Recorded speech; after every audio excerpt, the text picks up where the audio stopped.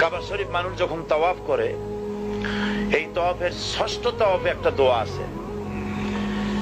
এই দোয়া আমি যখনই পড়ি আমি চোখের পানি রাখতে পারি না। ষষ্ঠ শওতে ষষ্ঠ চক্কর একটি দোয়া আছে। দোয়াটা হচ্ছে আল্লাহুম্মা ইন্না আলাইয়া হুকুকান কাসীরান ফীমা বাইনি ওয়া বাইনাক। আয় আমার রব, তোমার সাথে আর আমার সাথে অনেক দেনা পাওনা আছে, আর তোমার বান্দাদের সাথেও আমার অনেক দেনা পাওনা আছে। তা আমি তোমার বান্দাদের কাছে যে বিষয় ঋণী আছি, সেই ঋণ পরিশোধের জন্য তুমি আমাকে যোগ্যতা দাও, পরিশোধের তৌফিক দাও।